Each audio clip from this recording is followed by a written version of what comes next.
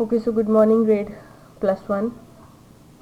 Last बेटे हमने जो क्वेश्चन नंबर 8 पे किया था, हाँ क्वेश्चन नंबर 8 आपको मैंने समझा दिया था। 9 से आज स्टार्ट करेंगे। Calculate the atomic mass average of chlorine using the following data. ये हमें एक डेटा दिया हुआ है, क्लोरीन का नेचुरल अबंडेंस और मोलर मास दिया हुआ है और क्लोरीन का नेचुरल अबंडेंस और मोलर मास। ये बेटे क्लोरीन के आइसोटॉप्स हैं। आइसोटॉप का मतलब those have same atomic number but different mass number. Okay, तो एक क्लोरीन का मास नंबर 35 है और एक क्लोरीन का मास 37 लिया हमने। इसी के अकॉर्डिंग हमने ये वाले इसके जो अटोमिक मासेस हैं इनको करना है। तो इसका फॉर्मूला बनेगा fractional abundance of chlorine 35 chlorine, molar mass of 35 chlorine plus fractional abundance of 37 chlorine, molar mass of 37 chlorine. Clear? तो फ्रैक्शनल अबंडेंस हमें जो दिया हुआ है 75.77, तो अपॉन में 100 लगा देंगे। मोलर मास ये दिया हुआ है तो हम 34.9689 ये लिख देंगे हम यहाँ पर, plus fractional abundance of 37 chlorine, तो ये 24, ये परसेंटेज में दिया हुआ है इसलिए अपॉन में 100 लगा रहे हैं। 24.23 अपॉन 100 और मोलर मास 36.9659। ठीक है, इन दोनों के जब हम दोनों को सॉल्व करेंगे पॉइंट में, इसकी कैलकुलेशन अब आप इजीली करोगे। If you have any problem in calculations, just एक अपनी नोटबुक पे ना वीडियो बनाओ कि आप कैलकुलेशन कैसे कर रहे हो। क्लियर? और फिर अगर आपको नई कैलकुलेशन समझ में आ रही है वो वीडियो मुझे सेंड करो कि मैम मैंने इस तरह से कैलकुलेट किया था, समझ में नहीं आ रहा, तो मैं उसी पे आपको करेक्ट करके दूंगी। क्लियर? तो माइनर मिस्टेक्स भी नहीं करोगे, ये आपकी बेसिक मिस्टेक्स हैं डेसिमल वाली। क्लियर? इसका आंसर जो आएगा 26.4959 प्लस इसका जो आंसर आएगा 8.956। इन दोनों को जब हम ऐड कर देंगे तो ये आंसर है। तो ये हमारे पास एवरेज एटॉमिक मास आएगा, वो है ये 35.4527, तो जिसे हम अप्रॉक्सीमेटली 35.5 ले लेते हैं क्लोरीन का। ठीक है, नेक्स्ट क्वेश्चन आएगा in 3 moles of ethane, ethane का formula C2H6, calculate the following. Number of moles of carbon atom निकालेंगे, number of moles of hydrogen atom निकालेंगे, number of mole of ethane, मतलब एक बार एक कार्बन का निकालेंगे, फिर उसके बाद हाइड्रोजन का निकालेंगे, फिर एक पूरा दोनों को कंबाइन निकाल देंगे। क्लियर? तो 1 मोल of ethane contain 2 mole of carbon atom, तो 2 मोल है हमारे पास कार्बन एटम के, तो हम क्या करेंगे, number of moles of carbon atom in 3 moles of C2H6, इसकी दोनों की रेशियो निकालो, 2 1 2 2 3 6, तो 2 इंटू 3 कर देंगे तो 6 ये आ जाएगा कार्बन का। उसके बाद 1 mole of C2H6 contain 6 mole of hydrogen. अब हाइड्रोजन के कितने हमारे पास 6 है, तो number of moles carbon atom in 3 मोल, वही 2 1 2 2 3 6, तो 3 इंटू 6, इसका ये 2 था तो 2 को 3 से कर दिया हमने मल्टीप्लाई, इसका ये 6 है तो हमने 6 को 3 से कर दिया मल्टीप्लाई। क्लियर? सेकंड आ जाएगा इथेन का निकालना है C2H6 का, तो इसका एवोगैड्रोस नंबर ये दिया होता है हमें 6.023 into 10⁻23 molecules of ethane, number of molecules in 3 moles of, क्योंकि इन दोनों के अगर हम रेशियो निकालेंगे तो 1:3 निकलेगा, तो 3 इंटू एवोगैड्रोस के साथ हमने इसको ऐड कर देना, तो ये इसका आंसर आ जाएगा। Clear? After that 11th question, what is the concentration of sugar, sugar का formula C12H22O11 in mole liter inverse if its 20 gram are dissolved in enough water to make a final volume up to 2 liter. Molarity M of solution is given by number of moles of solute upon volume of solution in liters. Clear? तो mass of sugar upon molar mass of sugar upon 2 litre, इसका जो ये जो formula है molarity का हमने notes में किया हुआ है, तो ये आपको फॉर्मूलाज लर्न करने पड़ेंगे। पहले मैंने जो नोट्स दिए थे उसमें ये मोलैरिटी का फॉर्मूला भी है।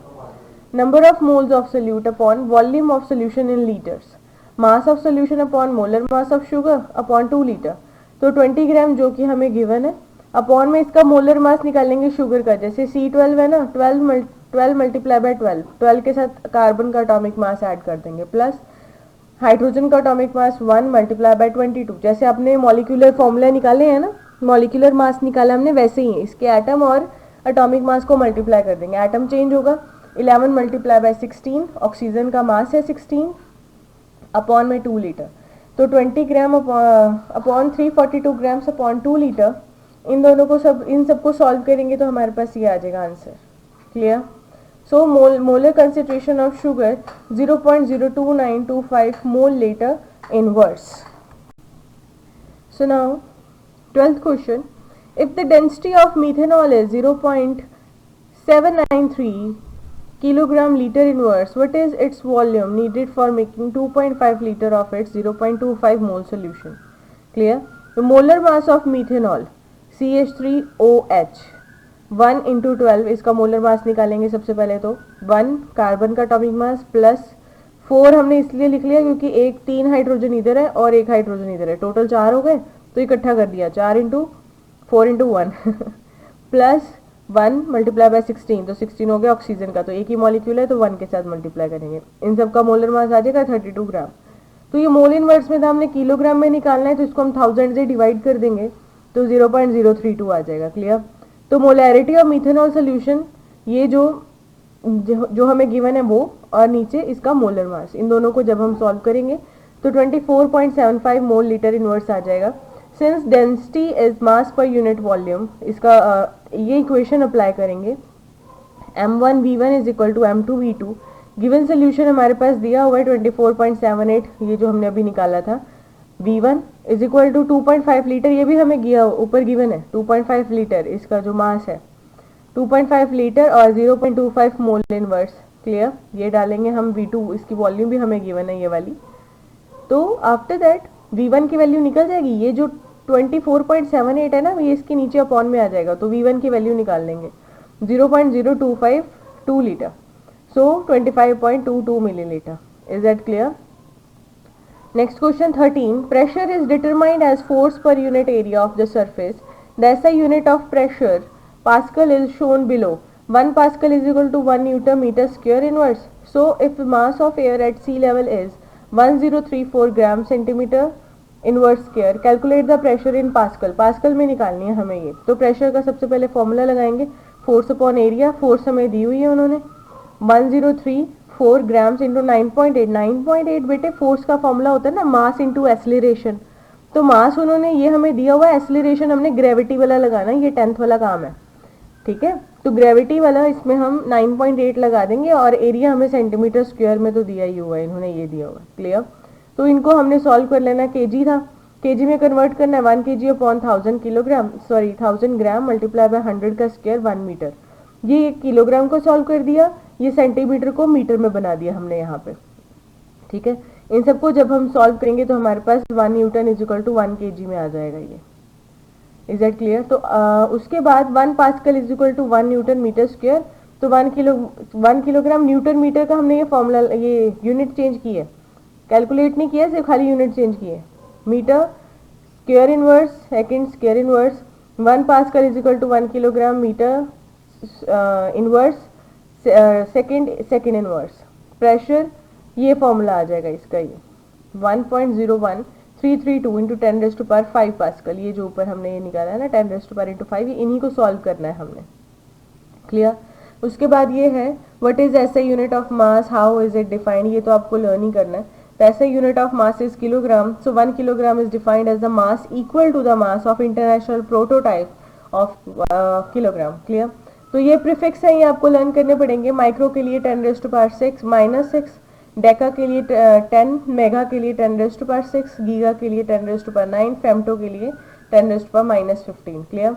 So what do you mean by the significant figure? Significant का मतलब है, जैसे देखो फॉर एग्जाम्पल 15.6 मिलीलीटर है ना, is the result of experiment, then 15 is certain while 6 is uncertain, so the total number of significant figure are 3। इसकी मतलब total significant figure कितनी है इसमें, 1 5 6 है ना, तो 1 2 3 3 इसकी टोटल सिग्निफिकेंट फिगर है। क्लियर? अगर इसके अब मान लो यहाँ पर 0 5.6 होता, तो पहले लगाया हुआ 0 की कोई वैल्यू नहीं है, तो हमारे पास ये 5 और 6 दो सिग्निफिकेंट होते, तो इसका आंसर 2 आता। अगर सेंटर में 0 लग रहा है या बाद में 0 लग रहा है तो हम 0 को भी काउंट करेंगे। क्लियर? जो अगर पहले 0 लगा हुआ तो उसे हम काउंट नहीं करते, अगर इन बिटवीन लगा है या लास्ट में लगा है तो वो जरूर काउंट होंगे। ये होते हैं सिग्निफिकेंट नंबर जिनके कोई मीनिंग हो। क्लियर? अब 0 अगर पहले लगा हुआ है तो उसका कोई मीनिंग नहीं है। Significant figure are those meaningful digit that are known with certainty, जिनकी कोई वैल्यू होती है। They indicate uncertainty in experiment और calculated value. Is that clear? So hence significant figure are defined as the total number of digit in a number including the last digit that represent the uncertainty of a result.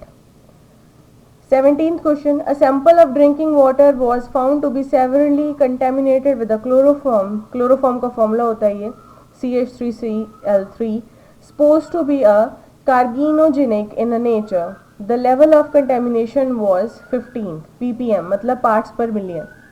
Express this in percentage by mass. So हम पहले ppm को equate करेंगे. 1 ppm is equal to parts out 1 million. तो 106 part, इसको इसे 106 मतलब 10⁻6 है ये. मास percent of 15 ppm chloroform in water 15 है ना, तो 10⁻6 करेंगे. परसेंटेज निकालनी है तो मल्टीप्लाई बाय 100. इन सबको जब सॉल्व करेंगे तो 1.5 मल्टीप्लाई बाय 10⁻³ आ जाएगा. सेकंड निकालेंगे, determine the molarity of chloroform in water sample. Water sample में निकालना है हमें ये. तो 100 gram of sample containing 1.5 into 10⁻³ gram of chloroform. 1000 gram of sample contains 1.5 into 10⁻² gram of chloroform. Molarity of chloroform, molarity और molality, molality दोनों में फर्क है. दोनों के फॉर्मूले ढंग से देखना, अच्छे से लर्न करना, फिर ही न्यूमेरिकल होंगे. 1.5 into 10⁻² grams upon molar mass of chloroform. तो मोलर मास ऑफ क्लोरोफॉर्म पहले निकालेंगे 12, जो कि कार्बन का हो जाएगा, हाइड्रोजन का 1 हो जाएगा और क्लोरीन का 35.5. इसको 3 मॉलिक्यूल्स हैं तो 3 से मल्टीप्लाई कर दिया तो 119.5 grams. Molality of chloroform water 0.012 5 into 10⁻². ये इसका आंसर आ जाएगा. क्लियर? सो अभी तक के लिए मैंने आपको 17 तक क्वेश्चन समझा दिए. 9 से लेके 17 तक हो चुके हैं. तो ये क्वेश्चंस आप अच्छे से अपना रिवीजन करो, कॉपी पे न्यूमेरिकल की प्रैक्टिस करो. If you have any problem then please ask me. Clear? Take care.